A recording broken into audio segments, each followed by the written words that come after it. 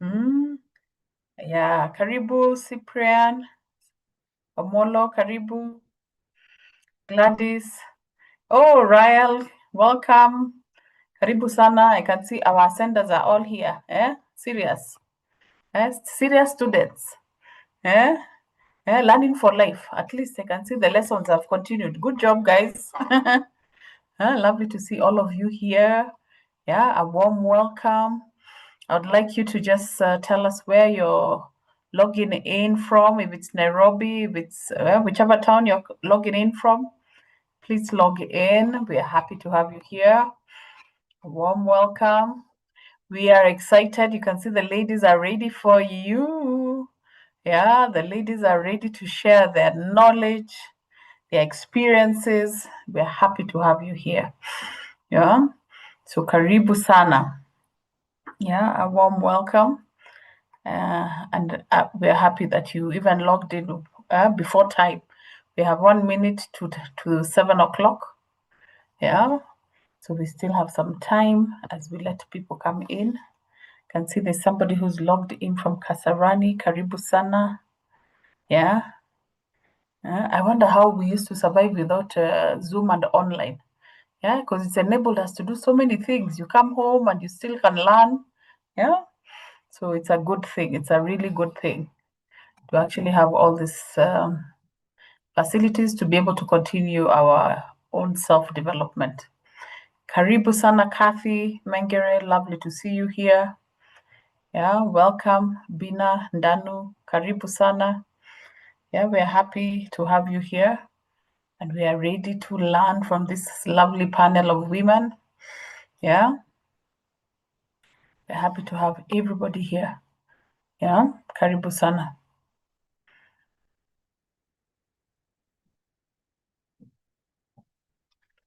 So welcome. Seems like nowadays people send their note takers. Yeah. I was being told the other day many people don't attend meetings. They send their note takers. So I don't know about that. But I think it's still important for you to show up, for meetings. So I hope you're not the ones who are doing that. Yeah, let's always show up. And you will understand why even today when we talk about personal branding. So thank you very much. I'm just going to wait until we get to at least 35, then we can start. Yeah. If we get to the number 35, I think we can start. Yeah, we're at 1 minute past 7. I would want us to start at 5 minutes past 7. Yeah, so that we can be able to honor the time for those who got in early and on time. So a warm welcome. Please tell us where you're logging in from. We're happy to have you here, all of you. And we continue to learn. Yeah, we continue to learn. And that is why we brought in for you people who do this. This is their bread and butter. Yeah, this is their bread and butter. They've been building brands for years. We were trying to estimate how many years experience we have in the room today. Marketing experience. Yeah, I think we have over close to 70 years combined in marketing expertise. So we'll take advantage of that time. So I'll be assisted by my colleague Wamoyo Washira, who is also here, logged in. She will be assisting me with the questions in the chat group. Yeah, so Wamoyo, keep your eye on the chat group. Yeah, Wamoyo, can you tell me where people are logging in from? Yes, as I allow other people to come in. Yeah, so a warm welcome, all of you, and we're happy to have you all here. Hi, Tasha, I can see you here. Karibu sana. Laura, karibu. Yeah, and thank you very much, all of you, for keeping time. Yeah, I want us to start. Yes, we've got into the 35 participants mark.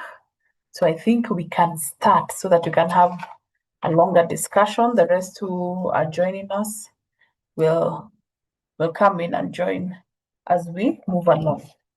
So, Wamoyo, we have logins from where? Which towns can you see in the chat group?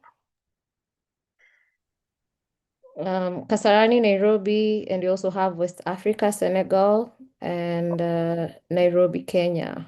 Yeah. Nairobi, Kenya, we have Westlands, We have Tanzania, all come from Dar es Salaam Okay, fantastic. So and Karibu, Nairobi. yes, Karibu. I think Sophie is the one from Senegal. Yeah, one of my alumni also from West Africa. Karibu sana. A warm welcome. So thank you very much. And hi, Veronica. I can see you. Welcome. Yeah, happy to have you here. So thank you very much. Today we'll be talking about owning your brand. Yeah, if you own your brand, you will own your career. Yeah. So a very warm welcome to each one of you to today's vibrant. It's going to be a vibrant discussion for sure. Yeah, and for me, this is a topic that's very close to my heart. Yeah, and I don't know if some of you might not know, but I actually spent a decade in the media industry. Yeah, I spent a decade in the media industry, and this was my biggest lesson. Yeah, about personal branding. Yeah, that's the biggest lesson I learned through my experience in media and managing media talent. And for me, what I realized is that those who had brands, yeah, like especially when we're hiring anchors, you can actually have employees who are doing the same job, but they're all earning very differently. Yeah, they're actually doing the same job, but they're all earning very differently. And by the way, they might even have the same work experience, yeah, in terms of years, but they're all earning very differently. And for me, I asked myself, why would somebody like Jeff Koinange earn 3 times higher than the others? Yeah, yet they are still doing the same thing. And for me, that is where my journey with personal branding started. Yeah, those who have brands will always out earn the rest. Are we together? If you have a brand, you will definitely always out earn the rest. So having a brand is not a luxury. So even if you're in business, those who have brands will have more business than those who don't have brands. So having a brand is not a luxury; it is a necessity. Yeah, having a brand is not uh, a luxury; it's a necessity. Yeah, so we have to build our brands, and that's what I want us to discuss today. Yeah, because you can actually think that your work is going to speak for you, but guess what? Work doesn't speak. You have to speak. Yeah, work does not speak. You have to speak up. Yeah, and I'll be sharing snippets of my own personal branding journey along the way. But today I want us to learn from the experts. So thank you very much for joining us, and I am happy to be joined by a very esteemed panel of experts, marketing experts, yeah, who are gonna walk us through this journey. And I want to just say karibu sana. So I'll start off with a quote, yeah, that says, when your name is mentioned in your workplace, in your profession, what comes to people's mind? I want you to write in your notebook, because there'll be some nuggets for you today. I want you to ask yourself, when your name, yeah, is mentioned in your workplace, in your profession, what comes to mind? So that's the thing we want to talk about. Yeah, and so I'll start off with our panel, and I'm not going to introduce them because I'll give them the chance to introduce themselves. And so, karibu sana to my esteemed panel. And I would like you to start us off with your personal introduction and tell us what, in your own words, does personal branding mean to you? So I'll start with Rosalind Gichuru. Yeah, karibu sana. Okay, thank you. Thank you, Pauline. Firstly, let me say thank you for inviting me into this panel discussion.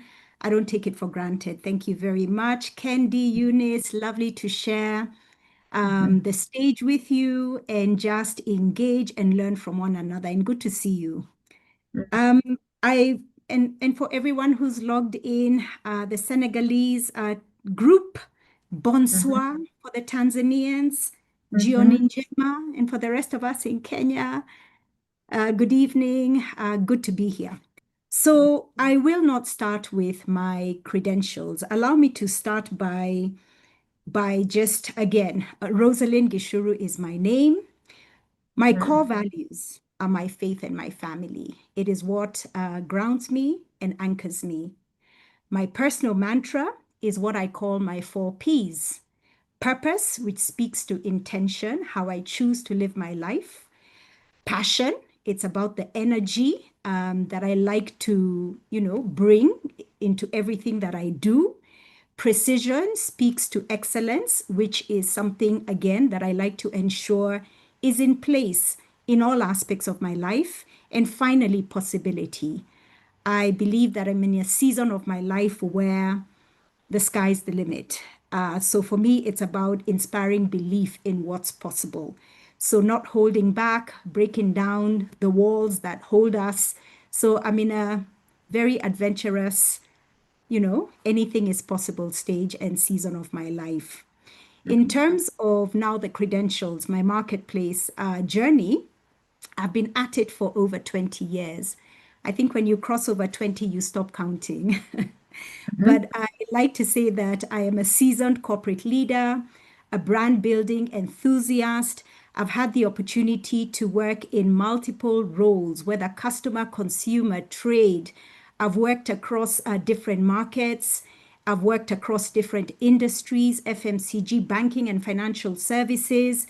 I have worked for great brands. When I started off in the US with a Gillette company, which was then over the years purchased by Procter & Gamble. I then worked for Coca-Cola Beverages Africa. At the time, it was Coca-Cola Sabco. I worked for the Coca-Cola Company. I worked for NIC and CBA, and today at KCB. So that sort of rounds up, who I am and what it is that I have done. When I think about a brand, to me, an individual's brand is expressed in 2 dimensions. From a personal brand, and that is really who you are beyond your work. It speaks to the person that you are based on your interests, your hobbies, basically how you show up and how then your identity is shaped in people's minds. And then the second one is then your professional brand. And this represents the value you bring to your career or your enterprise, whether you're an employee, an entrepreneur, or even a service provider. But for me, fundamentally, I believe that you are one at your core. You are one brand. We're not one person at home or at work or when we're playing golf. We are one. And I fundamentally believe that this one brand must permeate every space that you're in. So that would be, how I look at brand and how I think about brand. So back to you. Wow, thank you. Thank you very much, Rosalind. How do you want me to call you? Rosalind is fine. Rosalind. Okay, fantastic. Okay, so Rosalind, yeah, so thank you very much for just summarizing that to 2 key points. Yeah, how you show up, yeah, and how your professional brand, how do you do your work, and how you show up in your work is part of how it's part of what our personal brand looks like. Thank you very much. So over to you, Carolyne Kendi. You can go ahead. Thanks for having us. And again, Pauline, I'm so proud of you. You're a friend, and I've seen you on this journey of building your personal brand. So for me, it's an honor to be here and to be able to share my experience with this esteemed group of people. Hey, after Rosalind's introduction, I'm like, where? I was even checking ChatGPT. I'm like, ChatGPT, how do I introduce myself? But I'm just kidding. So who am I? So I am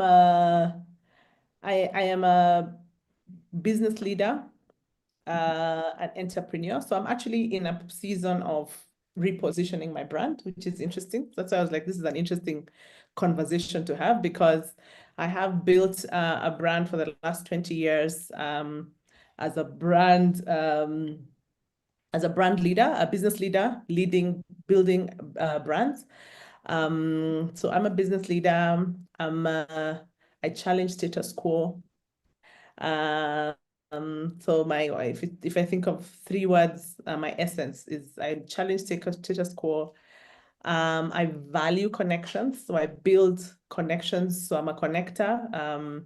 I even do matchmaking. So if you want some holla, I connect people, I connect ideas. And I'm also, I'm also a mom. Yeah, so I'm also, someone's mother. I'm grateful. So I'm multifaceted. So I also believe that I'm not just one thing. And I think maybe that's part of my personality when I think of it. So that's who I am. What do I love? I love creativity. I love to solve problems. I love to, do things differently and build things. So I'm a builder, which is why I'm possibly enjoying this season of entrepreneurship and ambiguity. So my experience the last 20 years, I think I have quite similar to Rosalind. I've worked across different industries, building brands from FMCG. So I started at Unilever, sold, proverbially as they call it, I sold soup and soap. And then I went to Diageo, and my mother was horrified because she was like, why? What do I tell my friends you do?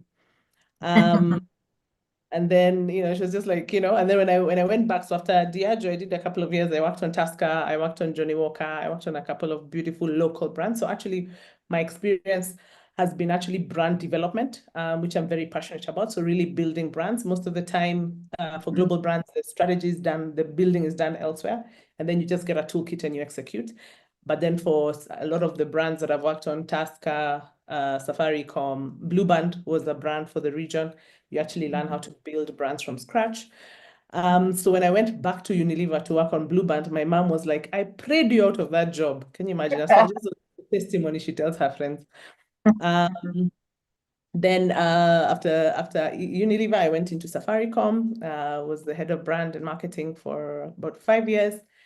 And then I went into banking at ABSA and was part of this current repositioning, Your Story Matters. And now I'm trying to, I am building my brand, my business brand, CK Marketing Coaching, but more importantly, I am helping other local brands and businesses use the tools and processes that these global brands use to actually elevate local brands. So I'm very passionate about local brands. What does brand building mean to me? I think it's 2 things. One is, what are you known for, right? And being razor sharp and clear about what you are known for, which is your brand promise. And then what is people's experience of you in line with that expectation, right? So I always like to say your brand experience must match your brand promise. And that consistency is what eventually builds a brand, something you're known for, that, the thing they say, what other people talk about you when you're not in the room. It's a combination of being known for something, but being able to consistently deliver against it. Yeah. Thank you, Kendi. I like that. What are you known for? So when people hear your name, what comes up? Yeah, and then how do they experience you? Very important. Thank you very much. Eunice, yeah. Thank Over to you. Mhm. Thank you, Pauline. Thank you very much for this opportunity too. And I'm happy to have also met the lovely ladies, the fellow panelists, and the people viewing us. Thank you for joining, because without you, we will not be having this webinar. So it's amazing. I've gone after these 2 lovely ladies. I'm even wondering, how do I get in? My story is slightly different. I started in customer experience and moved to sales, and then eventually now brought in marketing. So I'm more of a multifaceted kind of a person. So I look at organization or businesses in totality. So I've also had very many years of work experience when it comes to those different lines. And I've been privileged also to work with very big brands. I started with Wow Beverages. It's slightly smaller, but the one that would know would be Total Energies. So before Total Energies, it was Total Kenya. So I worked there for many years, and then I transitioned to Bosch. So that is my professional background. But in the process of having done all this, I realized there's a gap when it comes to personal branding, and especially for professionals and even businesses, basically people who are entrepreneurs. And I felt like it was calling me to come and actually share my experiences and help people build their own personal branding. So I'm also in the entrepreneurial space, whereby I am helping individuals grow that area, which is the personal branding.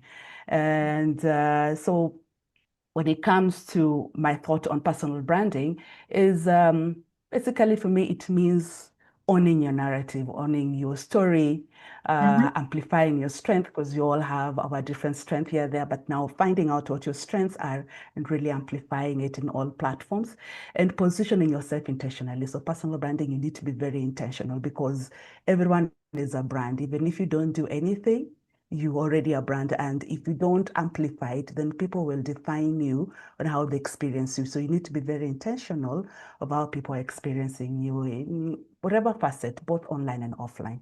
So yes, that's what I would say. Okay, so thank you very much, Eunice, and I really like that what you've brought up. Yeah, owning your own narrative, very important. Yeah, very important. You know, they say nature abhors a vacuum. So if you do not talk about your own brand, guess what? People are going to try and deduce, yeah, and think of their own versions of your brand. But if you have shared your narrative about your own brand, people will not be able to change or doctor or have different versions. Yeah, what you're going to do is you're going to own that narrative and have that one consistent messaging of your brand. Another lesson I also learned in media, yeah, because I don't know if you people have come across bloggers, yeah, bloggers who write about you and they don't even know you, yeah, so they can actually come up with a whole narrative about you that is untrue. So if you're a professional, yeah, who does not have a brand, guess what? Anything will go when it comes to you. So the more the reason you need to own your narrative, own your brand, tell your story, yeah, so that nobody else is either going to shortchange you or also put in other different narratives. So thank you very much, ladies. So thank you very much. I've had personal branding is about what are you known for, your brand promise, yeah, owning your narrative and how you show up. Thank you for that. So I want us to get a bit more practical, and I want us to talk about how have you practically built your brand. Yeah, how have you practically built your brand? And so for me, I'll just share my just a tidbit of my own journey. So for me, I'm celebrating next year, starting January, 30 years in the people development space. Yeah. Yeah. I want you to listen to the digits. 30 years in the people development space. I turned 10 years doing this. Yeah. Having started Talent Gurus. Yeah. And in my purpose. Yeah. So it's been 10 years. And guess what? It's been 17 years this year. LinkedIn told me congratulations for being on LinkedIn for 17 years. So it's been a journey of 17 years building my brand on LinkedIn. So a lot of people have now maybe seen Pauline of late, some of them, but actually I've been at it for 17 years. Yeah. And so it's been 17 years of showing up for my brand. And I can tell you in those 17 years, in the total 17 years, maybe it's 1 month out of the 17 years that I didn't write anything. There's a time I got a mental block, 1 month in the 17 years. But since I learned about social media, that was when I was in media. When I learned about social media and I realized this is actually where the world is shifting to and how the importance of how to position yourself, I started my journey when we were training journalists to get online. Yeah. Yeah. So you see the beauty about being in an environment that was ready for the shift. So I actually shifted with the journalists. Some of them didn't take it seriously. But me, I decided, you know what, let me just try this journey. So that's how my 17 years started. And so out of those 17 years, every week at least, there's a post that I do. Yeah. And so there's a narrative that I have been able to continue with for that 17 years. So I want to take it back now to the panelists. I want us to talk about how we have been building our brands practically. Yeah, because for me, that's what it has been. I've just been sharing the things I'm passionate about. When I share things online, it's not specifically to anybody, but it's more of sharing what I'm passionate about. And I'm hoping that it's going to resonate with other people. And actually, people have resonated with the content. Nowadays, I meet people who actually say how the posts have changed their lives. I'm like, oh, okay. So maybe I actually need to be more serious in terms of maybe the messaging. Sometimes, for me, I just share the way it comes naturally. So that it's not that I'm actually trying to stage something that I don't really truly feel passionate about. Yeah. So through that journey, it has also impacted other people's lives. So what I'm going to ask is maybe let's share about how we've practically built our brands. And Kendi, I'm starting with you this time because you have a brand. I think it's so interesting when you talk about personal branding, because 22 years ago, 20 years ago, we were not calling it that. We didn't have it wasn't branded, not branded, and we have LinkedIn. But I think, and for me, one of the things I'm really passionate about, even when it comes to personal branding, but even business brands, is it always starts internally, right? Sometimes people think that, the way there's this expression of putting lipstick on a pig, it's not just extrinsic, right? It always starts internally. So my journey, I realize when I reflect, right, there's a couple of things I think that were interesting to me. Number one, I've always been the kind of person who I like to enjoy what I do, right?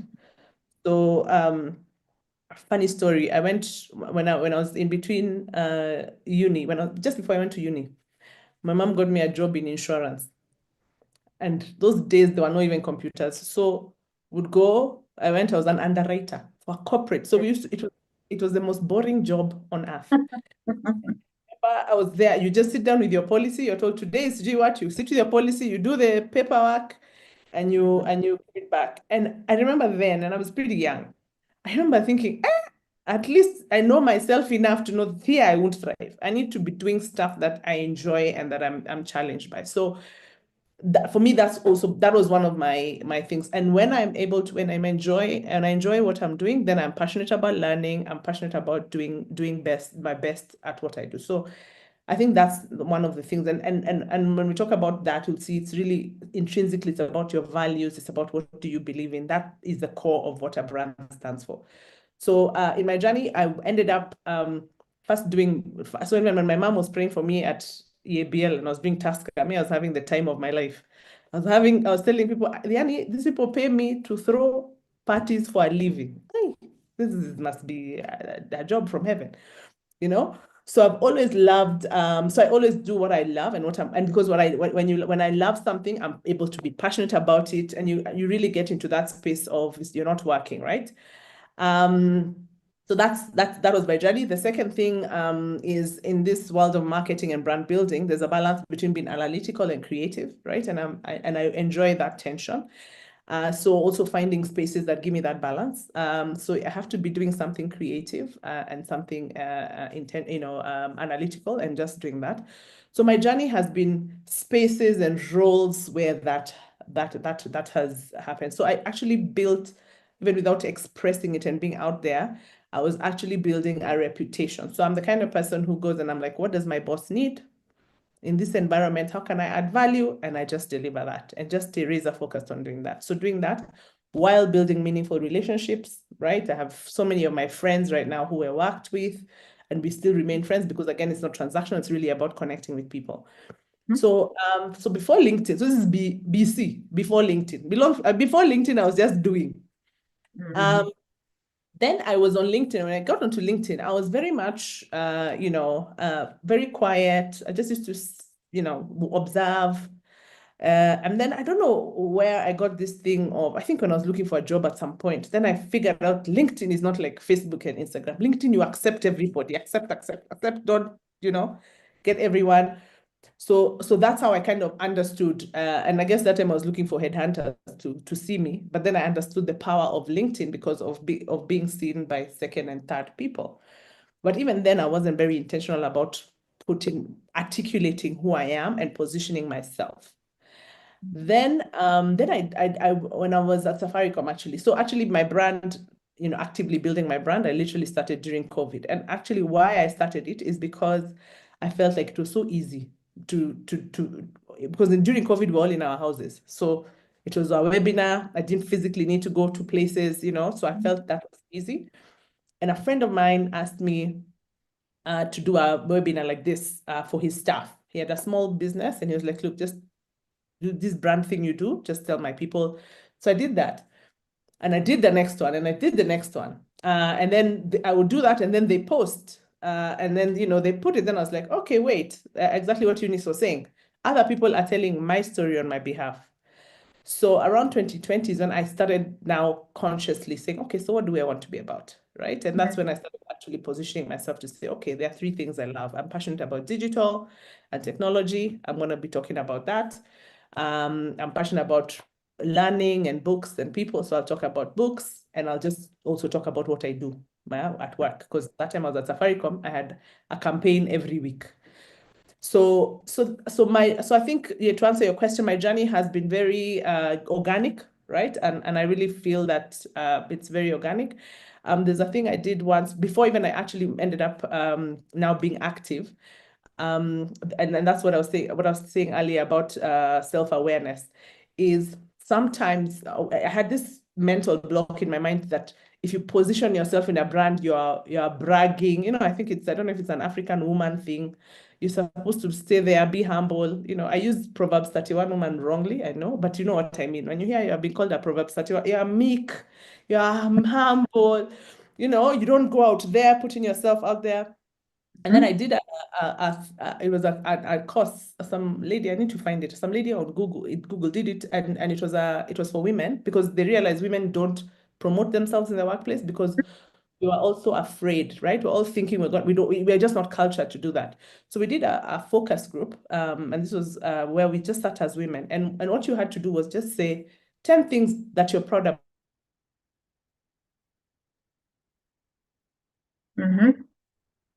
Your farm. I think there were 8 of us. And the power of sharing. So it was real things. So it was, I'm a mom. I'm proud of myself for being a mom. I've delivered this. I did this. And instead, when you hear somebody promoting themselves, when you hear somebody speaking about their brand, in fact, it empowers you to do the same. Yeah. So the lie is that you're bragging, you're putting you're out there, but actually the impact it has, first, your people are very clear about you and it opens up doors. But more importantly, you are actually opening up doors for other people who are like you to do the same. So for me, at least, even my journey, why I'm now very open and free to do it is because I just believe that I want every 10, 15, 20 people out of this to be able to be doing the same thing. Yeah, because they're like, oh, if Kendi was able to do it, then so can I. Yeah. Thank you. Thank you. Thank you for that. Yeah, so I hope everyone you're listening and you've heard, it is important. It's a necessity for you to be able to speak up and market yourself and sell what you're good at. Because there's somebody seated in that crowd who's looking for somebody just like you. But the fact that we don't know what you do, there'll be no referrals. So it's very important. Thank you for that, Carolyne. Eunice, you can go. Okay. Thank you, Carolyne, for that. It was quite a nice storytelling. You see, the marketers can tell you stories. I can see. All right. So my journey for personal branding, I think, started way earlier when I was younger. I used to observe my mother, and this would be more of how she used to present herself. So she had different way of showing up. There is the work one, how she would dress, and the one at home, and going to church. So very different, distinctive, different people. So she would wear different hats, and you distinctively know when she's going to work, this is what she's wearing. And I used to really admire that. She had all sorts of shoes, all colors, blue, a light blue, a dark blue. I don't know, maybe all our mothers were like that then. And I really, really used to admire that. And I'd promised myself that when I grow up, I'll have so many pair of shoes. And that I did not know that was shaping the way I would also present myself physically when I'm out. So I'm also very, very careful, or very well put together, of lack of a better word, when I come out, especially in the different gatherings. I also have different looks. So I have the one at home that is very chilled, and I also have the professional one, and I'm going to the office. So when it comes to the outward presentation, that is how I am. So my journey, when it comes to professional side and personal branding, I started humbly in a hotel after clearing uni, when we are looking for jobs and you're looking for placement, a place to just place hold you as you look. And I worked in hospitality industry. So there, presenting yourself and walking a certain way and talking a certain way really came out strongly. And the training that he had at that particular time also, I've seen has really shaped the way I also position myself, because you were dealing with guests, so you were not to look like you're unkempt. You position yourself, how you stand, how you talk. And I was a cashier, so basically I was also dealing with money. So it meant that I needed to be very, very careful, and integrity had to be also very, very high. So there I learned how to position myself, how to talk to people, how to talk to people from different levels, because we have the waiters who are coming to bring the money, and you have the guests who are international who are coming. So how do you now position yourself to talk to both different levels? And so I grew into that, and I transitioned to customer service. Again, here is now more of talking to your customer, so tonality. So again, now I'm looking at now inwardly, how do I project? And I was selling a very difficult product. I mentioned I was working for Wines of the World, and we were selling very interesting names from all over the world. So you have Italian wine, we had South African wine, we had French wine. So basically how to pronounce that and how you are able to project when you're talking to somebody on phone so that they know what you're saying. So customer service there helped me in the projection and pronouncing things that are supposed to be pronounced. So that I grew when it comes to tonality and dealing with different people again. And I was lucky to now transition to Total. So Total, I did very different roles. Here, I became also a trainer when it comes to sales. So this is where I honed my skill when it comes to sales training. Now here, we're dealing with the people at the forecourt, the people who dispense fuel. We're dealing with corporate leaders when you're selling the fuel cards to them and position. So again, how do you now present yourself to the people who are dispensing the fuel, and how do you go to the boardroom? So how do you look? How do you talk? How do you present yourself? How do you dress? And so my dressing, when it comes to the corporate side, would be very different as going to the station, for instance. And then that again, now I had to re-switcheroo and have very many hats when it comes to that.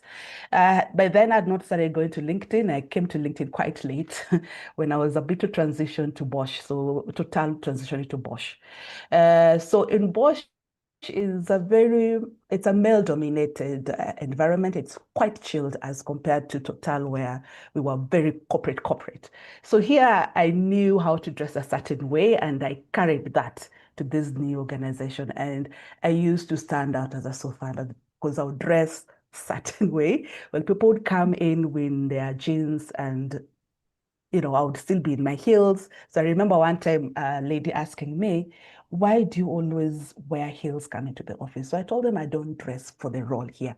I dress for my future role. So I'm looking at myself as a brand here. So I'm consistent from Total to here. I'm going to taper it down because the environment is different. I know when I need to also change my shoes, for instance, if I'm going to the field, I know how to deal with the field. So my presence shift depending on the audience that I am facing.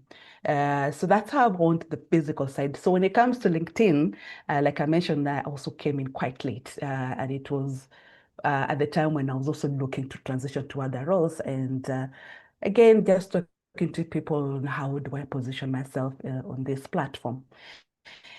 And now become a bit intentional, I think, over the last 2 years just to be, Mhm. putting content that resonates with my audience. So that's how I have grown my brand as we go. Okay.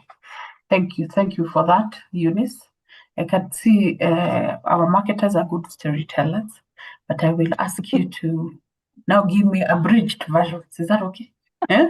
Yeah, I need abridged versions.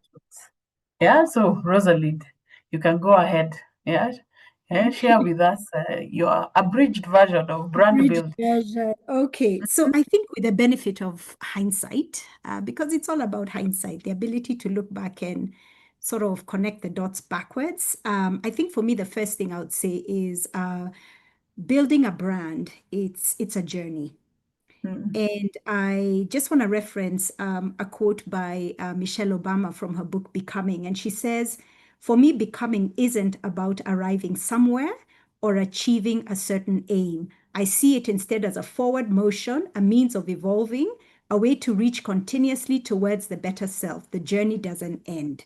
So, with mhm, that benefit of hindsight, it is a journey. And honestly, we're all on this journey. I also think that it's not a linear journey, and it's also a very personal journey. You've listened to Kendi and Eunice, and everyone just has very specific stories that can only be them. And the reason why it's so important is that's the question around authenticity of a brand. And an authentic brand is the one that stands. So I think that it's very, very personal. And then the other interesting thing about building a brand, in my experience, has been it's a convergence. All these little experiences that we've all had. For me, when I think about my early days as in my mid-20s, brand manager, US market, batteries, then I was promoted to, Oral-B Braun products, then crossing into Africa, working as regional marketing manager for the bottling side of Coke in Namibia and Mozambique. With that kind of agility, honestly, you may not know how these pieces of your story will come together, and they will at the right time. So there is always a coming together, a convergence that helps inform this brand that you are building. But for me, I think my big moment of, oh my goodness, I have been building brands for corporations, but what is my brand? I really began to question that, I would say, about my mid-30s.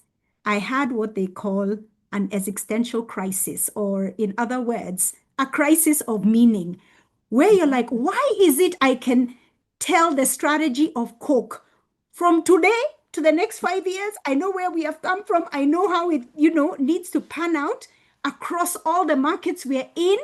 But if mhm, someone asks me a simple question, you, what is your brand? mhm, And that is where my journey of introspection, and I love what Kendi said. Before your brand becomes something outside, it mhm, has to begin to make sense inside. And that is the period where I really began to understand, who am I? And that is a question of purpose. Who are you? Why do you exist? Why were you created? What do you stand for? So I really went through a process, and Pauline and I are beneficiaries of a program called the Purpose and Leadership Forum. And that is really where I became completely, utterly grounded on my purpose. And that is a very important milestone to reach, recognize, and begin to ponder over. And then I think I'll leave you with, in my summary, Pauline, six mhm. things to consider. Okay. I'll just name them. No Brand worries. awareness. Now that you know who you are, your purpose is Yes. clear. You know what you Mm, stand for. You mhm, know your why and the impact you want to leave. mhm, 6 quick things to consider. Brand awareness. Are you mhm, visible? Number 2, brand recognition. Are you memorable? Can you be remembered? Number mhm, 3, brand experience. What do you leave people feeling when they interact with you? Number mhm, 4, brand advocacy.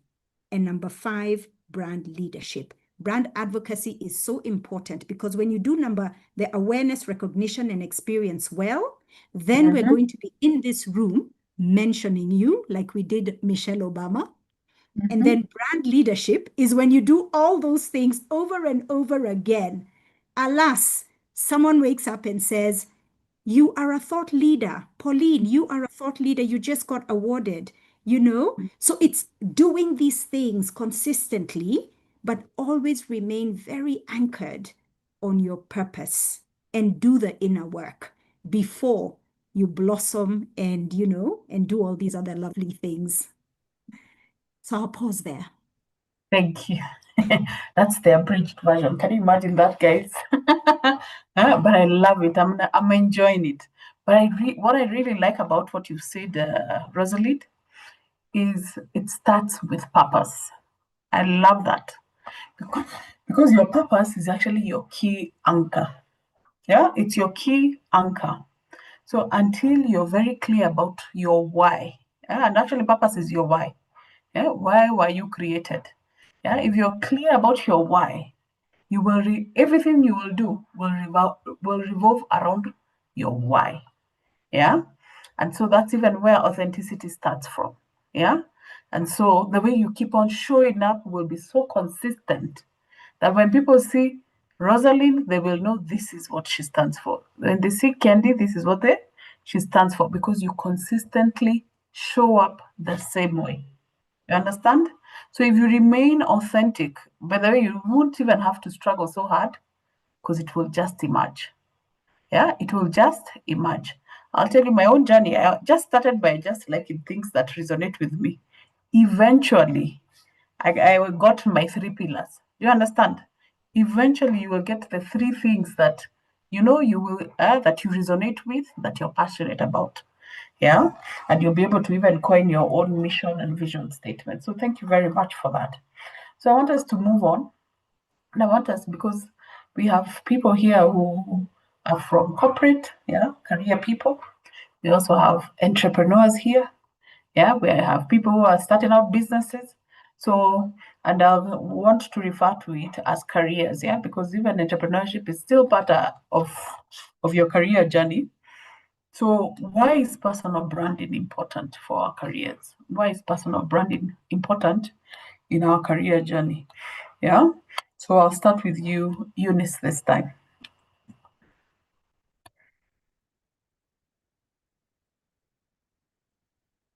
Sorry, you're muted.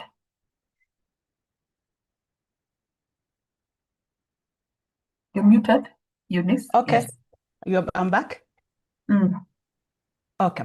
Yes, you're back. So, so personal branding for me is important in every aspect. Like I mentioned earlier, you are a brand already working. You're a brand already doing whatever you're doing without putting the flowers on it.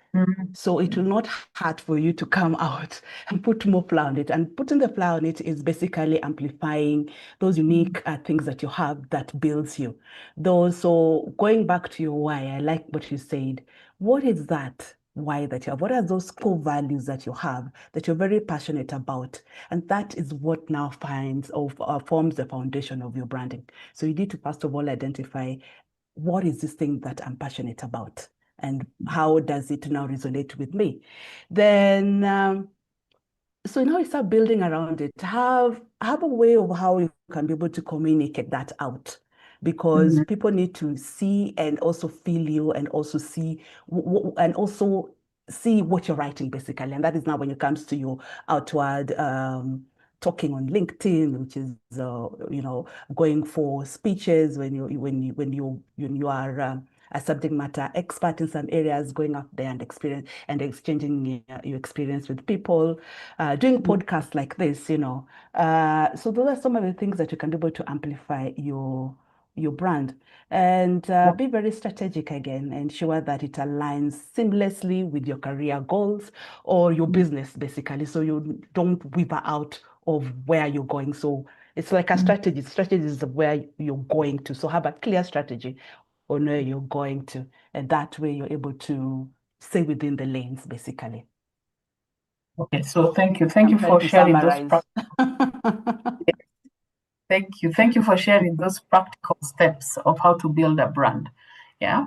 So I'll actually take it back to Kendi for Kendi to just elaborate on why is it important for our careers? Why is personal branding important in our careers? I'll try to do an abridged version, but yes, I am a storyteller. Mhm. So I think for me, when I think about why your personal brand, but even why you build your brand for your business, I always say it's about two things. It's about impact. So back to what Rosalind was talking about, it's about your purpose and why you exist and how does that leave people better, leave this world better. And it's also for growth, right? So if it's your business, you're building your brand for revenue growth, right? So as an individual, you're building your brand in order to achieve what Eunice was talking about, your career goals, which could be growth, role-wise, growth financially. So for me, that's the core and why, the why you're doing it. Yeah. So that's what success looks like.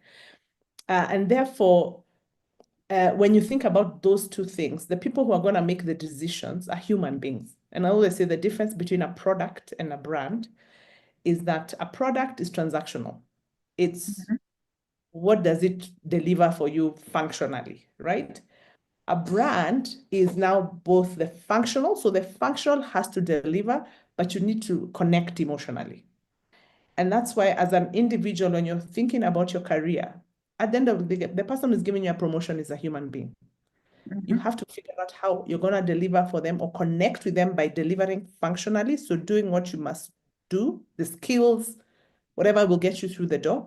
But the thing that does the real transformation is the emotional connection, right? And seeing what are those things. So how are you able to do that? And I think the balance of doing that is what gets you to build a brand that people can connect with, that actually gets you to grow, right? So as an individual or as a business. So it's important because I think then when you look at now what you need to do, you stop looking at it.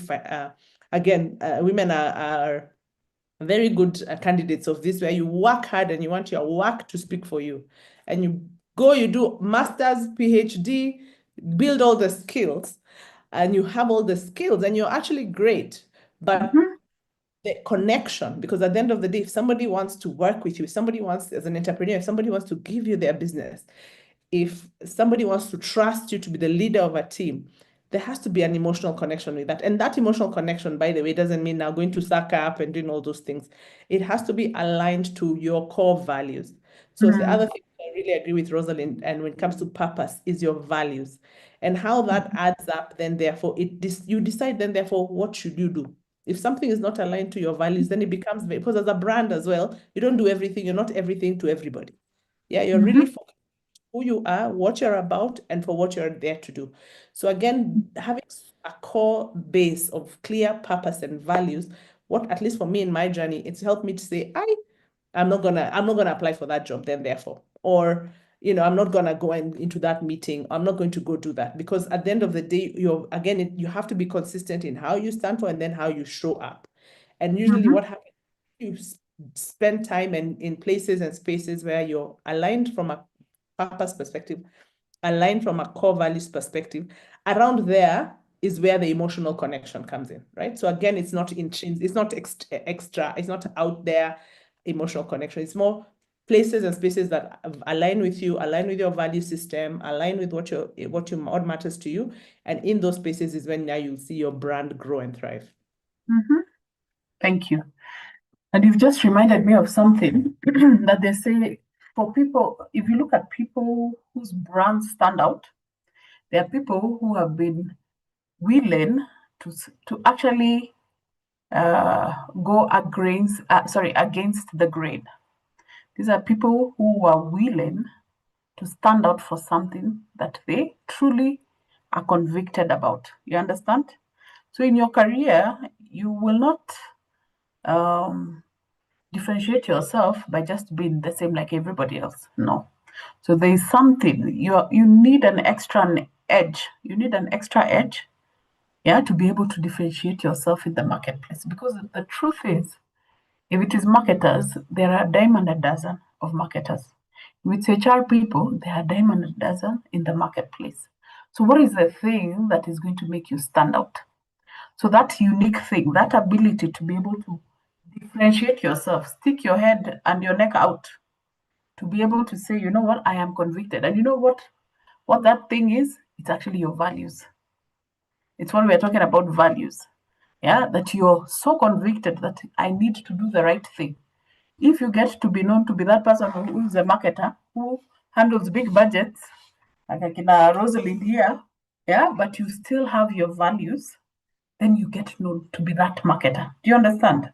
So for you, you're going to ask yourself in your business, what is that thing that you're willing to stick your neck out for? So, like for me, I was in HR, and by the way, I could have continued in HR. Yeah, and could have continued earning my nice, good salary. But for me, I was convinced that we're getting it wrong. Yeah, in terms of how we prepare people for careers.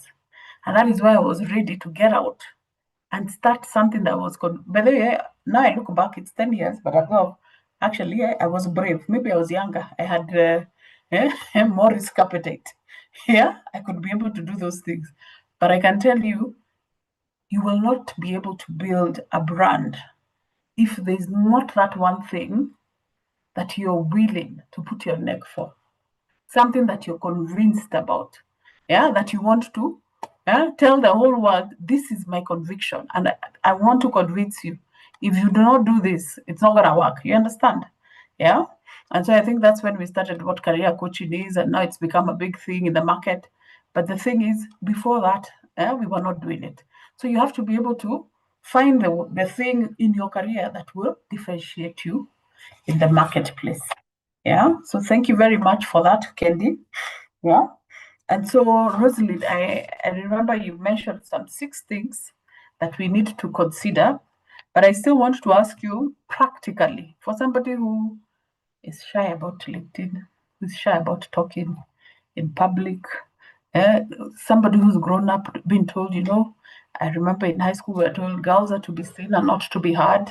So you've grown up with that kind of background. So how do you start building? Where do you start with this personal branding thing now? Yeah, all of a sudden I feel ambushed. I need to start talking and speaking up. How do I start building the brand? So talk to them practically from that background.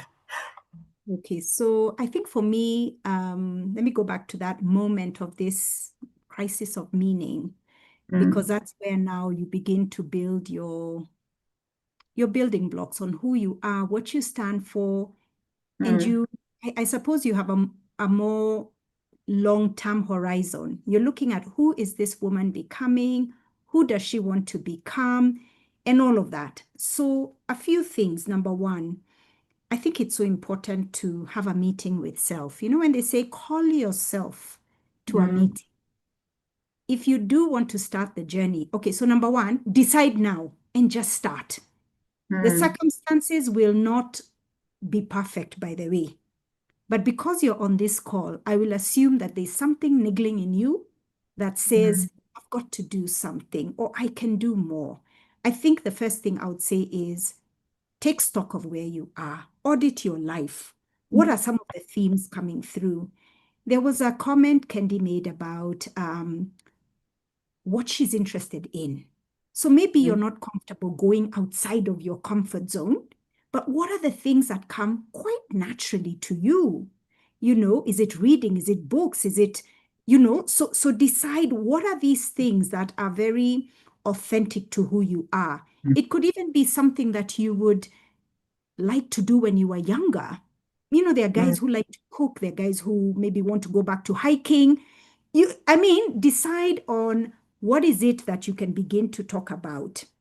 I think it's also for you to sort of see what are some of these things you bring to the table and reflect on the feedback you've received, things people tell you about yourself. Oh, you're so funny, or you're such an encourager, or what are these things that make you who you are? What's that value proposition that you bring to the table? And then now you need to start. So for me, building that brand and let's just say the first one, the visibility. Are people even aware that you're there? I think for me, sometimes it's not the big things. It's not this big presentation that you got to deliver in the presence of the CEO. Honestly, visibility starts in very small ways. But again, are you intentionally looking at the moments of interaction with different people, and how are you taking advantage of those? So for me, before you maybe jump to all the social media platforms, and you could do it all at the same time, start small and start where you are. Now, in terms of leveraging social media platforms and the different platforms, if you don't know what to do, please get someone to help you. I once attended a Women in Business forum that was put together by our organization. And women were asked to, introduce themselves and say what they do. I'll never forget this woman. Her business proposition is she helps women above 40 market their business online. Above 40. So that might suggest that, it's not something we grew up with if you're above 40. These are things that you learn.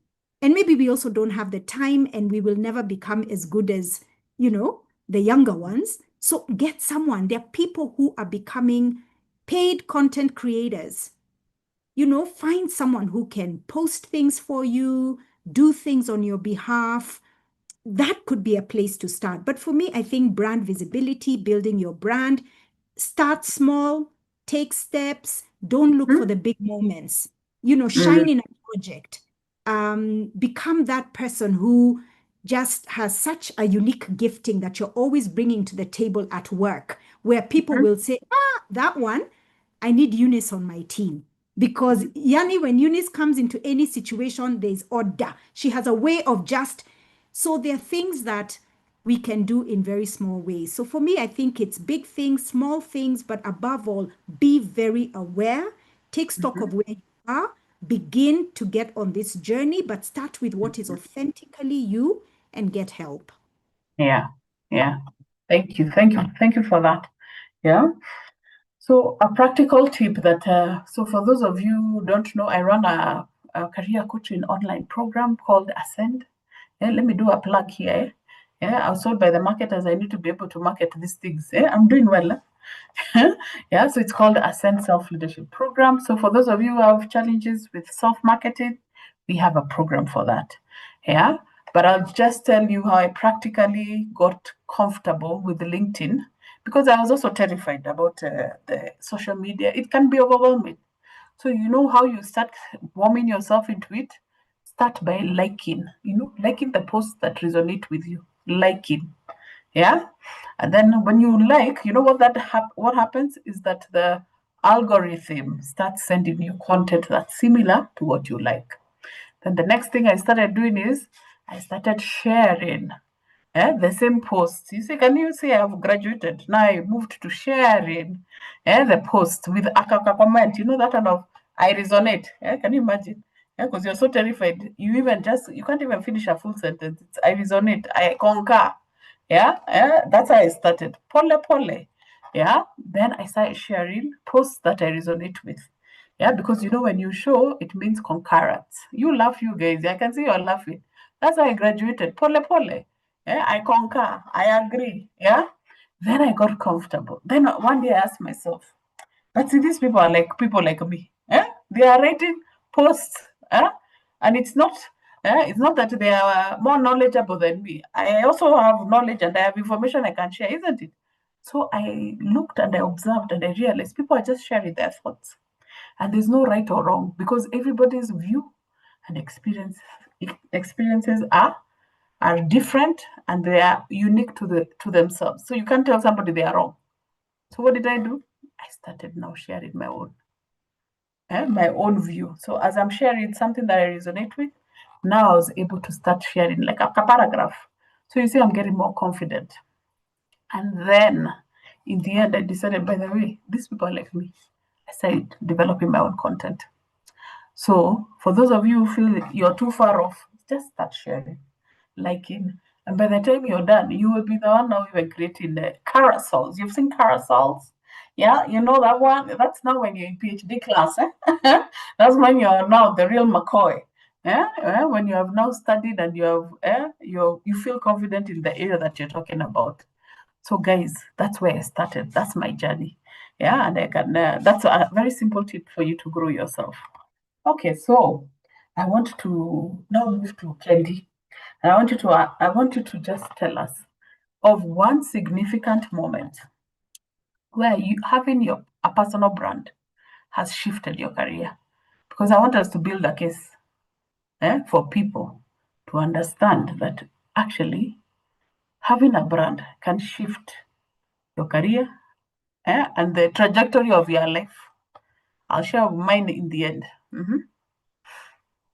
Fantastic. So I think back to, again, branding, your brand is intrinsic, right? So I remember when I was on Tasca, yeah, and Tasca, and I've always been also, one of the things I always say about my brand is, I remember those days it was like, you're going to do Tasca. Tasca is hard. Like, there's something about just being willing to do hard things, right? And to do the things. So I remember when I went to do Tasca, it was like, in fact, nobody even wanted, even people would look at the Tasca brand manager like, whoa, you have come. Do you know what you're getting yourself into? Because it was busy. It was the biggest brand before Safaricom. From our budgets, we were doing Tasca Project Fame. So we're doing some really cool, I enjoyed it, really cool things. And I remember, you know how when you get hired sometimes, and I was coming from a role. So me, again, when I'm making career moves, the money is by the way, right? It's more like, what am I learning? What am I where is this taking me long term, right? So that time the Tasca role was, and so I had been hired, and these HR people like Pauline had hired me on a lower scale. You know how in the grade, yeah, in the band, right? So my salary was entry, right? But me, I was happy because it was like it made sense. So it wasn't like I was sitting there feeling played. But so I got in there and I just again focused on the key things, doing so my things are really about being passionate about what I do and doing it to the best of my ability, being courageous and being able to do courageous things and really being consistent, right? Showing up consistently across while building relationships. And so in 1 year, so I joined as a brand manager. In 1 year, I got promoted to a marketing manager. Okay, fine. That was a bit of all right. Then somewhere, I think on my second year or third year, because also God does not sleep. And I also think it was really, really that thing of building a consistent brand. Again, the wonderful people in HR were like, oh my God, let's do making sure that we're aligning everybody. And I remember I just got a pay raise like that. There was no NDR review. There was no, I literally just got a letter saying, we have looked at you, understood who you are, what you have contributed to the business, and therefore this is from here to here, So I think, that's what I'm saying, I really, really want anyone to leave this call knowing that building your personal brand is not LinkedIn, right? LinkedIn is a great channel, It's really what you're doing every day in those spaces that matter to you. And then you just have a platform called LinkedIn where you can amplify, where you can tell your story. And that also helps. I'm not saying it takes away, but it's LinkedIn positioning, promotion. That you talk about the 6 P's of marketing, right? It's your place, it's your product. Promotion is 1P, right? LinkedIn is 1P, but all these other P's exist. And I think that's, I guess, my example. And then the other example is when I was leaving Safaricom and I was moving to ABSA, I was trending. I was like, Jesus, I've moved so many jobs in my career and people are sending me online and saying, dang, I was like, what? Jesus, I guess this is what it means to build a brand. So I guess, those are the two. And that for me has also been really helpful in this season when I'm pivoting and repositioning my brand. My personal brand is actually what gets me into rooms these days. My personal brand is what gets me into conversations. And I guess even more recently, we were appointed into this task force to help rebrand our tourism brand. That I'm sitting there as my personal brand. So it really is important. It really works, but the investment is under the iceberg, right? And then what you see on top is just the cherry on the top. Yeah. Thank you. Thank you. Okay, Eunice, would like to share one significant impact of having a brand on your career? Yes, that's a very interesting story. I also try to make it very short. So mine was transitioning from a sales role to a marketing and business development, so both put together. And that's when I transitioned from Total and I moved to Bosch. So when I got there, I'd already started doing my courses for CIM. So when I was in Total, I had thought of now transitioning from sales and just becoming a whole commercial leader, basically. So I thought the only thing that I needed to add on, and I know we talked about ladies adding something on and on and on, but I thought CIM, and whoever has done CIM up to the 7th level postgraduate, kudos to you. It's one of those very challenging courses to do. So I did that because I wanted to also now immerse myself in the marketing field. So when I transitioned from now Total to Bosch, I was still in the marketing role, but in the sales role. But now how I used to position myself in the meetings, and I realized there was a gap. Again, sometimes also God also ordained some stuff. So our marketing person was an engineer in that organization, an engineer who had no marketing background. So they would say stuff that did not sound marketing-ish. So now, by me now knowing how to position the organization or the brand and articulating it in the boardroom, it now sends some signals to management that, you know what, we need to transition some of this role to Eunice. And that is now how I became the country marketing manager. So basically what changed is the fact that I went back and just learned about this thing a bit more deeper. So when I was now presenting myself, it was more authentic. It's something that I had learned. And I know it was theoretical, but now I was able to now resonate with the brand and now put the theory into the brand. And that is how I now transition to marketing. And that's what I love doing up to now. Okay. So it necessitated your career switch. Okay. Yes. That's what I'm hearing. Okay. Yes. Thank you. Thank you. And Rosalind, maybe you can share with us one significant impact of having a brand on your career. Yeah, I think for me, I didn't know in the course of my career that the word purpose, I didn't use that word, but I know that I was always very clear about what I wanted to do and the kind of experiences that I was looking for. And I talked about being adventurous, so I was very open and mobile to live in different countries and honestly to try different aspects of marketing in different countries, languages, cultures, and all of that. And I think when you know what you love and enjoy, or what will sort of keep you really motivated, done over time, it builds credibility, it attracts opportunities, and you stand out. It's not why you do it, but how do you know those things are happening? When you get the calls, when you get a call to say, hey, step into this role, or you interview and it's just, you know, a very smooth experience. And I think when I reflect back to the roles that I have held, difficult roles, hard jobs, but I think you've just got to do the work.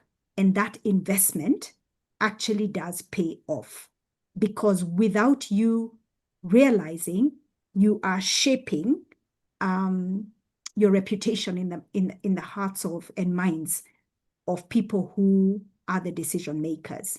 So when you get a call and say, I need you to step into this market, or step into this regional role and oversee these markets.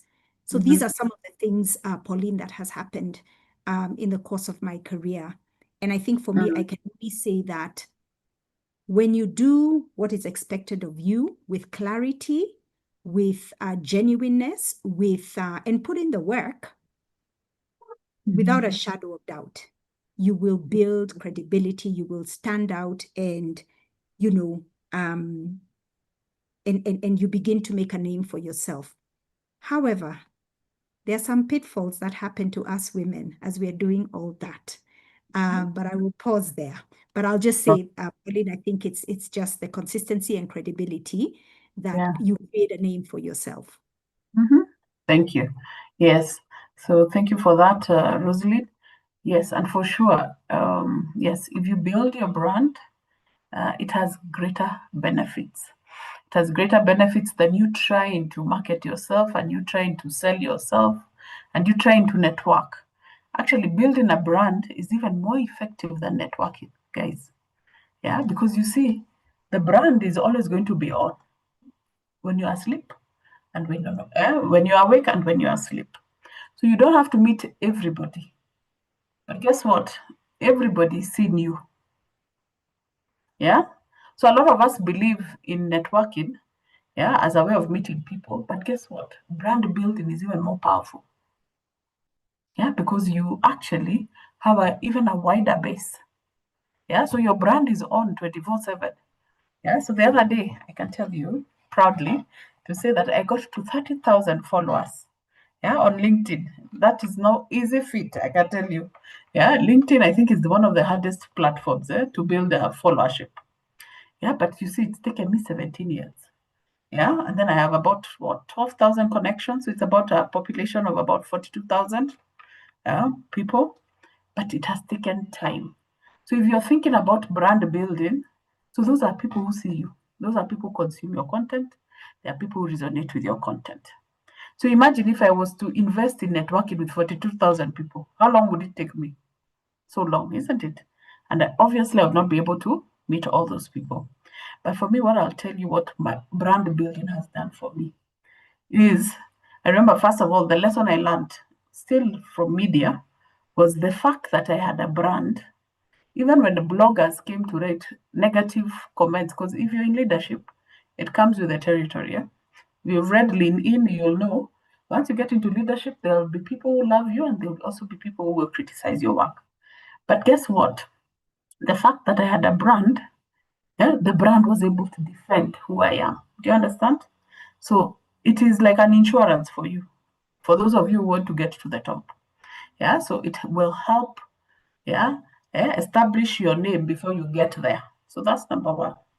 But for me, the other thing with time I have seen is that there are places you will go, and even before you speak up, you're known and your work is known before you get there. But the other thing is that it opens doors for you. For me, it has opened speaking engagements. And guess what? Just by mere fact that I keep sharing the things I'm passionate about, I have gotten many people who have just come for the training because they have seen that I am passionate, I am consistent, I show up and I talk about the things that I'm passionate about. So, and I remember this is one thing that used to frustrate me when we were doing recruitment, is when you're recruiting people and they say, I am passionate about something. Then when you look at the CV, there's no passion there. I can't see nothing. You have done nothing to show me you have passion. So when you say you're passionate about something, may it show up. You have to show up with it. And now your LinkedIn is actually your digital CV. So we actually go to your footprint, your digital footprint, to see the things that you're passionate about. So if you're looking for opportunities in the area that you're looking for, start showing up with them. And you will see those opportunities will start opening up. And that's actually what, because a lot of people keep asking me, but Pauline, do you keep applying for all these awards? No, I don't. Guess what? The brand is what is speaking in the market. Do you understand? Yeah, the brand is the one that is constantly showing up. Yeah, so you will not even have to do so much of the work. Yeah, the work will speak for it. So, guys, I hope you're convinced about the brand building. So, let's talk about common mistakes about brand building as we go. We are almost concluding. So, there are some common mistakes as we are enthusiastic about brand building. So, what are the mistakes we should watch out for? Yeah, and Rosalind, I want to start with you. What are these common mistakes about brand building? There's a few, but I will be brief. Yes, So that's right. the first one, I believe, Pauline, you've spoken about before, is this imposter syndrome and the idea that we underestimate our potential. And sometimes we focus on perfection rather than progress. So that would be something that shows up, and whether we're aware or not, it does affect our brand and our ability to build our brand, because we have fear. The opposite of that would be then the fear that we have, the limiting beliefs that we then begin to entertain in our minds, and such like things. I think the other one for me would be shrink to fit. And this would be ascribing to the norm and just not being yourself. You walk into an environment, everybody is one way, but yet you know you're another way. So you begin to shrink to fit. And I think for me, it's a way of almost self-sabotaging yourself.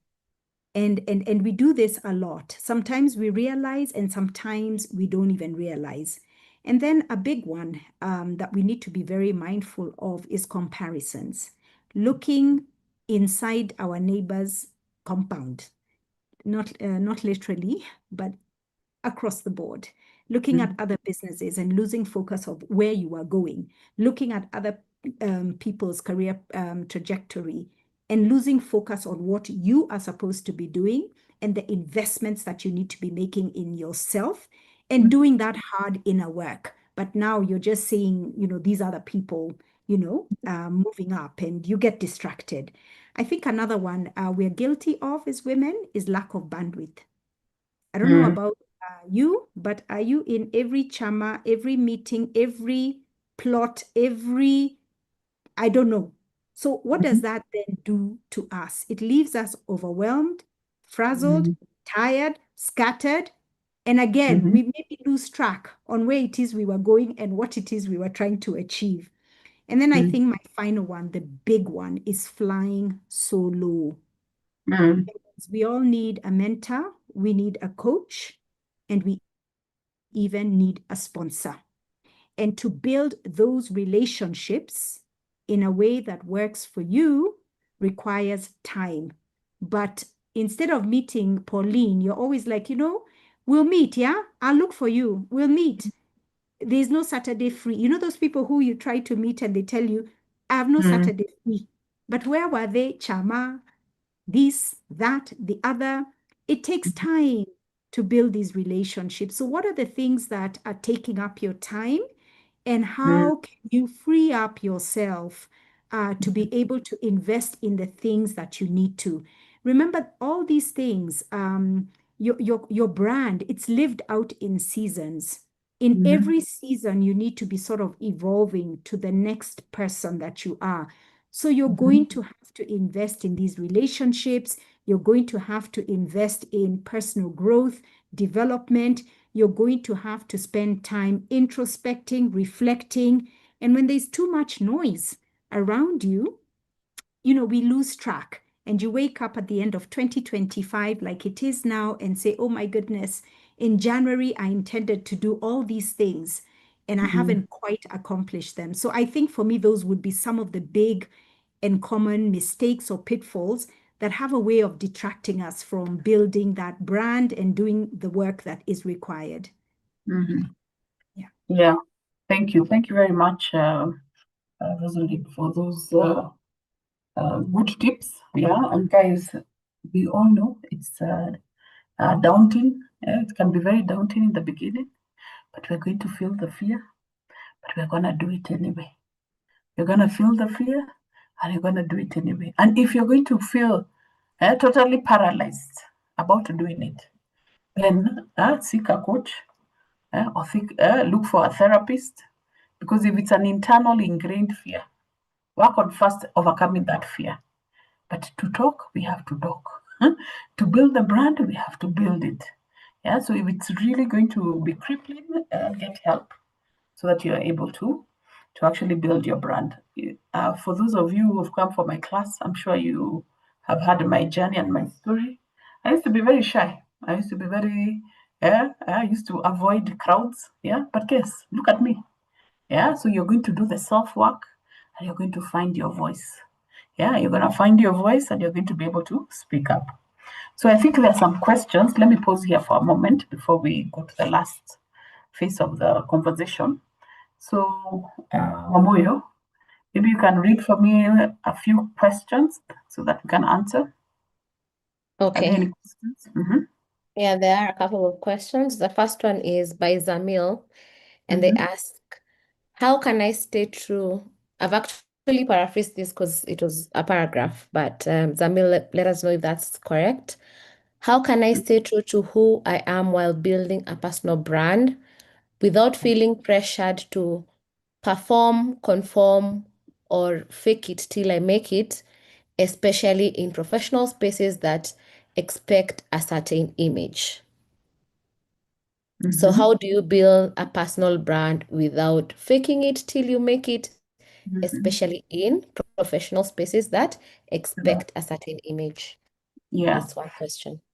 Okay. So I'll give that one to Rosalind, though I think we had touched on it. Maybe read another question.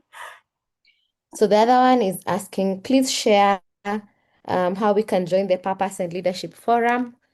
I Mhm. think what they mean is the programs that Talent Gurus offers. So Pauline will speak about that. You can share it later. You can share it in the chat. Mhm. Thank you. And then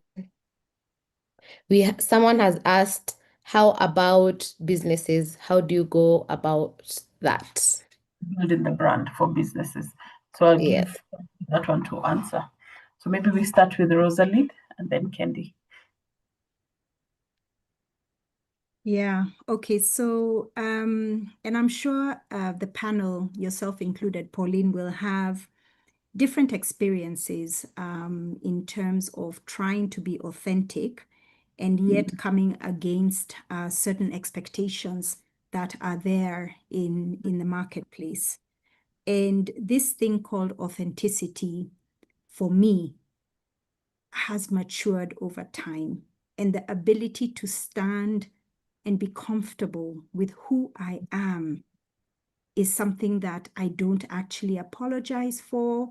I'm very comfortable in my own skin. In my earlier years in my career, that may have been a different story. But when I talked about this crisis of meaning, I really did need to come and who am I? What do I stand for? And I'm going to show up this way over and over again and just be accepted for who I am. And I'm comfortable with that. So there will come a time where you're going to have to come to that realization, is what I can say. Now, in terms of building your brand, especially in certain workspaces, you're going to probably have to be comfortable being uncomfortable. So there are certain forums that are part of what you do, like a lot of cocktails, a lot of events. You might say, me, I don't like those things. Yeah, that could be authentically you. But now there are certain places and spaces you need to go to and figure out how then do you leverage them for what they are. And don't change who you are. It's not about faking it till you make it, but this is who I am. But my job requires me to engage customers across all sectors. So there's always, all these different events. So I have worked hard to get comfortable. I'm not a small talk kind of a person. I don't like big rooms of 200 people. And then now we have to small talk. So you've just got to come up with little ways that you can come up to a table, introduce yourself. And for me, I found I invest greatly in understanding the content, because that's always a fantastic way to break the ice or a conversation starter. So if you're in a forum that is about, I don't know what, you know, what information, what tidbits, how do you start the conversation, hold the conversation? You'll be so surprised that you might just start off with, oh my goodness, nice to meet you. What do you do? Then they might say they're in this. Then you're like, oh, I read an interesting article, or I'm seeing how is the geopolitics affecting you? How is it affecting your supply chain? What are you, and then you just slowly get comfortable and you become yourself. It's hard work. It really, really is hard work. But stay true to who you are. But we are going to have to step out of our comfort zones for the purposes of what we do, the roles that we hold. And we're going to have to figure out how to build tricks and tools to help us navigate. And you're going to find you're going to become more and more comfortable. So it's work. Brand building is work. I hope that helps. Yes, it does. Yeah. So for me, something that I find that helps me connect faster with people, especially in those formal forums, because before even being cocktails used to be a nightmare, is first of all, I just connect with the human being. When you meet people, first assume they are human beings. Yeah, try and get to know them first as a person. Who are you? What do you do? Why are you passionate about what you do? When you show interest in people, they will just open up. And as they open up, they'll talk about the things that they do. And you will find, by the way, it's very interesting. I'll go to an forum, but I'll walk out with 2 or 3, but solid connections. Do you understand? It's not about you walking around the room and collecting cards. No. It's about, with each forum, you come out with 2 or 3 solid, good connections, which you will be able to carry with you. Yeah, over a long period of time, they'll open for you the doors. But the key thing is first see people as individuals. Don't look at the business you're looking for. First connect with the individual before you move to the business side. Okay, over to you. Thank you. Thank you, Rosalind. Over to you, Carolyne Kendi. Wow. I really want to comment first about authenticity, because that's, for me, it's a core value, and it's something which I truly believe. I think, again, it goes back to self-awareness, right? And being what Rosalind talked about. You have to really be true to who you are, understand who you are. And I don't believe that thing of you show up as one person in the office, and then in your family, you're another person, and then when you're with your friends, you're another person. That's just tiring. So I think first there's just work. There's a lot of self-work to understand. So who am I in these spaces? So if there are places where you're comfortable, there are spaces where you're not comfortable. So it's even understanding, why is it that I'm not comfortable about this space? Oh, it's because I don't like small talk, because I don't like 200 people, because I hate these things of people just talking on the surface. So I think there's a huge part of self-awareness that will help you authentically show up in spaces. And then I think what it is then is, then now you know what to do. So now you have a strategy, right? To say, okay, in this space, this is then therefore how I show up. If I just need to show up for an hour, you show up for an hour. If you're an extrovert like me and you're like, you can stay there forever, But I think, it's really, I really believe authenticity has a lot to do with self-awareness. Now, when you go to business and building your brand, first, I think an interesting part about being an entrepreneur, and anyway, being a CEO in any business, your personal brand actually affects the business. I was talking to my friend the other day who was saying, in Microsoft, before Satya Nadella came in, the CEO who was there before, he was doing all the right things. He was a sales guy. He helped commercialize the business. They made a lot of money. So from a profit perspective, they did not change. They were doing well as Microsoft. But when you look at the brand valuation, when it comes to the share price, it was constant. The moment Satya Nadella came in and he was like, with his vision on cloud, the share price went up. So, and this is for all the CFOs out there, is brand also is about money, perception, it actually is value. So I think as a business person, there's a couple of things you need to think about. Number one, you have to think of your personal brand whether you're an employee, whether you're as a leader, you need to think, because that personal brand actually speaks to you. It's not everything you're about, right? But it can help enhance and grow your business. Yeah. And then as a business, what is important, and back to when you talk about being a brand, there's a couple of things. You can't be everything to everyone. So a lot of work needs to be done to really define who is your target audience, who are the people that matter, back to where is the alignment when it comes to values. And values doesn't mean that sometimes values is alignment to say our partnership will always be win-win, right? We believe in that together, that I'm giving you value and you're giving me value, right? And I use that for me as an example. If I meet somebody who is like, this brand thing, this marketing thing, you people are liars, I'm like, Sawa, you're not the right customer for me, right? Because we are not in alignment at that point to say, I have value and you have value. I have value to give you and you have value to give me. Then now how do we go from there? So I think part of it, which is difficult for sure, but as a business as well, in this journey, you have to also, and then also your brand cannot connect with everybody. Yeah. And somebody can be your customer, but you don't necessarily have to be, they're not, in your 80-20, the people who give you 80% of your revenue, right, will have to be people who connect with you. Then there's going to be 20 who are transactional, and that's okay. So it's also not saying that you must connect with everybody because I'm building that brand, everybody must love me. No, it's about how you stand for. I always like to use the example of Safaricom. Safaricom is a brand that we love, right? But what do we love about Safaricom? It's because it's Kenyan, because what it represents when it comes to technology and taking us forward. That's the interest. So even if we sit here and complain about their bundles and those things, right? Those things exist and those challenges exist. And that's what I'm saying for every brand, it's a journey. I like what Rosalind said earlier. It's a journey and it's never perfect. It's not about, we're not saying having a brand is being this perfect, halo effect. But if you get some fundamentals right, those are the things that will continue keeping you relevant and keeping you connected as you figure out what to do with the things that people don't like. I hope that helps. Yes, it does. Thank you. Thank you. So thank you very much for your comments. Wamoyo, is there any other question before I go to the last? I'm about to wrap up now. Yes, we do have one more from Brenda, and she's asking, how do you overcome shrink to fit?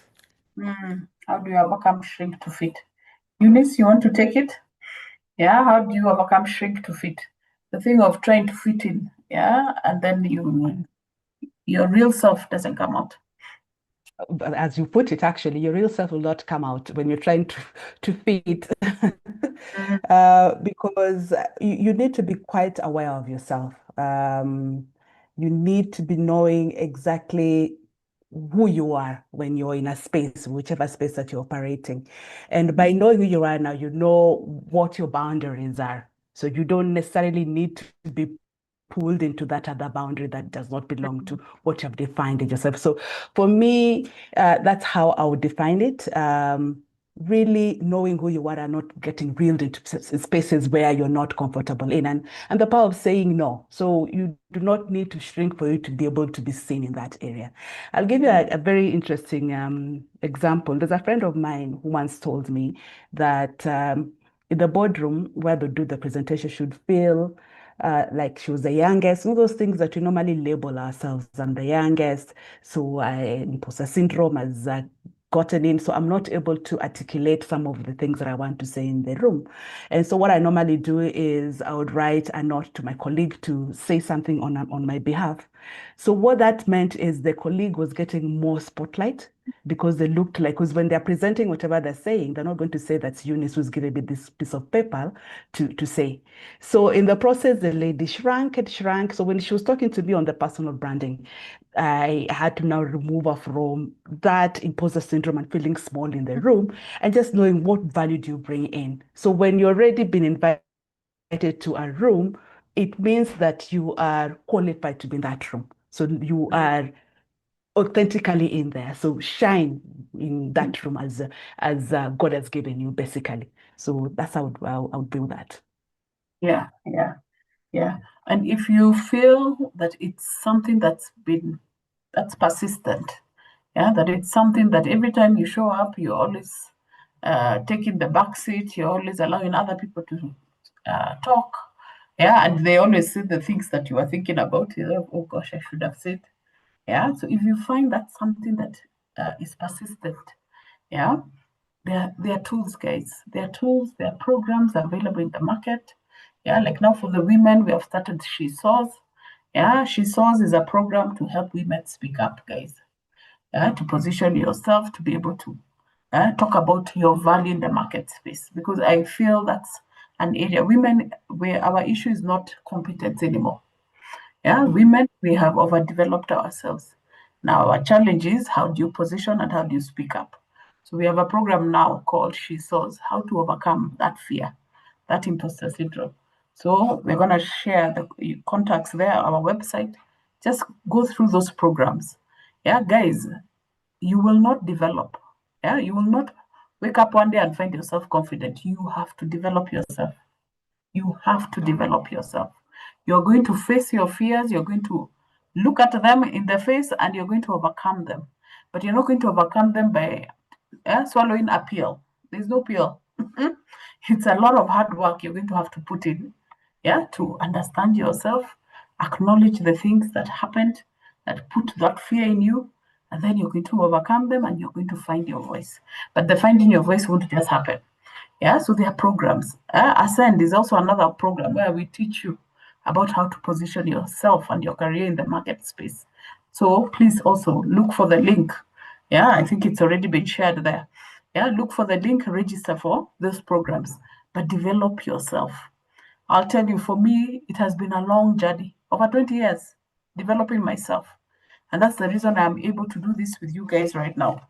So I want us to go to the last bit of this webinar. It's just the parting shots from our esteemed panel. And I'm sure you have really enjoyed this session. But I want to leave you, the audience, with a challenge first before we listen to the parting shot. And I'm going to ask you to ask yourself, what action can you take within the next 48 hours to strengthen your personal brand? From all that you have listened, you have sat here for 1.5 hours, please just start acting on one thing that you have heard today, because it starts with action. It starts with action. You won't wake up and you will not find the brand happening. It's not going to happen. It's going to be consistent. It requires consistent action, consistent showing up every day. So I want us to have a parting shot from the panel. And I want you to just give us what is your parting shot, to all professionals, business people, entrepreneurs, as regards building one's brand and owning your career in general. So I want to start with Kendi. All right. I think parting shot is feel the fear and do it anyway. It's scary. Put yourself out there. And it's a journey. So it's not like you're gonna do it one day and get it right, and be okay with that. So comfortable with the discomfort of just trying something new. I think most of the time the catastrophe is bigger in our heads than in real life. So if you're on this journey and you're starting out, just try, just put out. One of the tips I tell people is to say, on LinkedIn, for example, because a lot of people are like, I hate LinkedIn. LinkedIn is for posers. I hate what people are doing there. So what I say is, and it's fake, right? People are like, those are fake people. Those things of AI now is writing. Excited. So you even know it's AI. So, but it's a great channel, right? It's a great channel. So I think what I'd advise people is I say, look, pick even one thing, one post a week, right? That you say, and sometimes it's something which is authentic to you. So for example, I like to read. So you say, I'm reading this book, right? And if you're reading your book, or if you're listening to whatever is authentic to you, if you're a person of fitness, post that, but with your view, because you have to just get used to putting your voice out there and getting your voice on the table.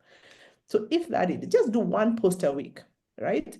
And see how that feels. The first time you won't get it right. The next time you'll be like, oh, you get 0 likes. Nobody even commented. And then the next time you just keep doing it, be consistent and keep trying it. And then eventually you just get into a rhythm that builds your confidence. Half of it is confidence and half of it, because we all have a point of view. We are all unique and different, and our voices matter. Our voices, even if you're saying, like what Pauline is saying, this space of coaching, there are so many people, but her voice matters in this space, right? Because there's somebody who will be able to listen to Pauline in the way she articulates herself and connect and get better. So I would say, feel the fear, do it anyway, fail forward, and just be consistent and just start small. Try and start. I like the challenge Pauline has thrown about 48 hours. You can tag me as you do it. It's the one comment. Yes. I like just to give you sight. Yes. So tag all of us. And we will cheer you on your journey. Thank you. Thank you very much, Kendi. Feel the fear and do it anyway. Eunice, your parting shot? I like that. So mine will be out showing up, and among other things. So show up. Show up, and how you show up is your attitude, how you get into the room, how you communicate, your energy that you bring into the room, how do you make people feel. Maya Angelou once said that people will never forget how you made them feel. So show up and be your authentic self. Know what you're doing. We've talked about knowing your values and be authentic about it. So knowing what you're doing, it's important. So do a self-audit. What is it that I want to be known for? And then now consistently now work on that. And that consistency of what you're saying once a week, maybe twice a week, as you continuously do that, you continue to build yourself. And know your standards. So what level of standards are you going to be giving out? Because that is your brand again. What are your standards and the different platform that you're going to be engaging people? Yeah, so that would be my parting shot. Thank you. Thank you, Eunice. Okay, and finally, Rosalind. Okay, so for me, it's never too late to start. I think someone asked or made a comment about when is there an age or something to that? Is there an age limit to start building your personal brand? Absolutely not. You will always actually be refining this brand of yours. So my big thing is just start.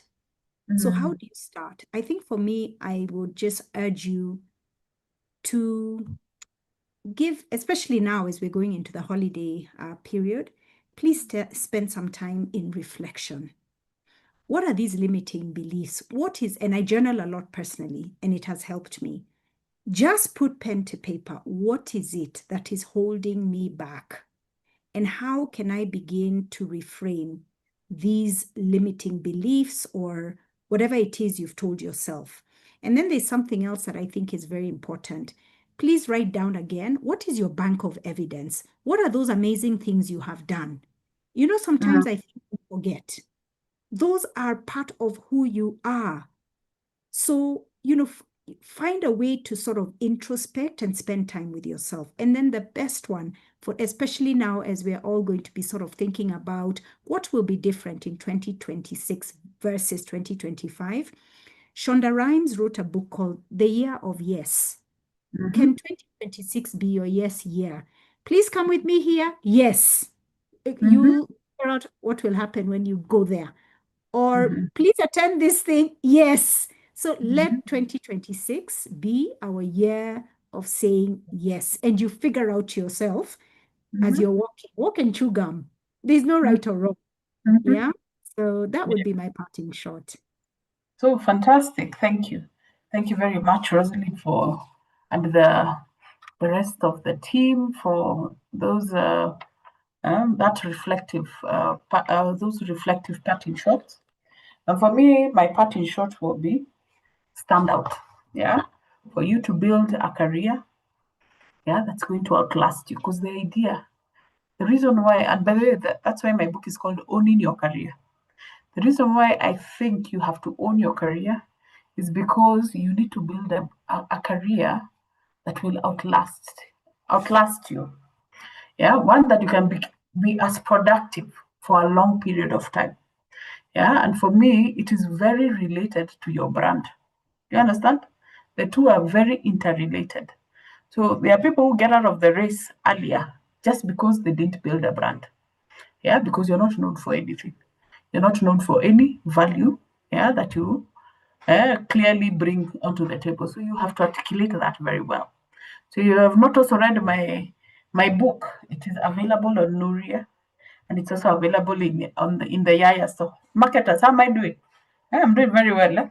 With the branding and the marketing. All Yeah. three So products. All three products. good job. I've done a good job this time. Yeah, because before we used to avoid selling anything. Yeah, so please get the book. But for me, my parting shot is for you to be able to stand out, you have to be able to articulate your value. Yeah, so for you to have a good brand, and remember, we're looking at our careers as brands. So for you to be able to have a good brand, you're going to articulate the value, the thing that differentiates you in the market space. And the second key thing for you that I'll leave you with is you're going to be your own boss. You're going to be your own boss. Nobody is going to build for you your career. Nobody is going to build your brand for you. So you're going to take charge of building that brand yourself. So you're going to be your own boss. You're the CEO of your career. So you're going to build it for yourself. The one is going to determine how far you want to take that career. And then the next thing is you're going to forget about the ladder. There's no ladder now in careers, guys. That thing of, oh, I'm waiting for the next. Who says you have to wait or move in a certain projection? So you're going to decide how far you want to carry your career. You're the one who's going to decide how far you want to go with your career. So I tell people, and if you come to my class, you'll hear my career projection. Yeah, it is projected to end between 75 and 80, and I have a clear plan. So guys, yeah, you're the one who's going to decide how far you want to have a productive career, but it is all linked towards your brand. And the last thing I'll tell you is that your personal brand is your personal insurance. That's the thing that will keep you on the job. So especially for you who are working for people, that's your insurance. So work on that brand. Thank you. Thank you very much. Thank you for indulging us with your time. And we're going to say thank you. Please leave comments there for the panelists. Tell them how well they've done also. Yeah, give them your love. And we thank you very much for just showing up, guys. Next year, we're going to run still some more. I had promised 12 webinars. We're on the 8th one. Yeah, this is my gift at 50, my jubilee year. So we still have 4 to go before we move to the next phase. So thank you very much, guys. Asante sana, good night and goodbye. Lovely to see a lot of ascenders here. Jacinta, Karibu. Thank you. Bye-bye. Ivy, lovely to see you. Yeah, I'm still waiting for my chocolate. Yeah, from, is it Switzerland? Yeah, Nicole, fantastic. Lovely to see you. Daniel, Itonga, lovely to see you. Well done. Well done for showing up for yourselves. Thank you. Good night, panelists. You can hold on a bit. Hi, Bisa, you want to say hello?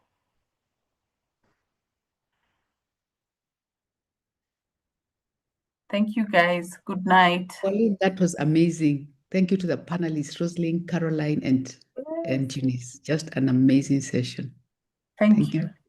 Thank you, Doc. Thank you. Thank you for showing up. You're welcome. Thanks. Thank you, guys. Oh, lovely to see you, Rose. Baruti, I also saw you. Fantastic. Yeah. Chebet, lovely to see you. Priska, well done for showing up. Yeah.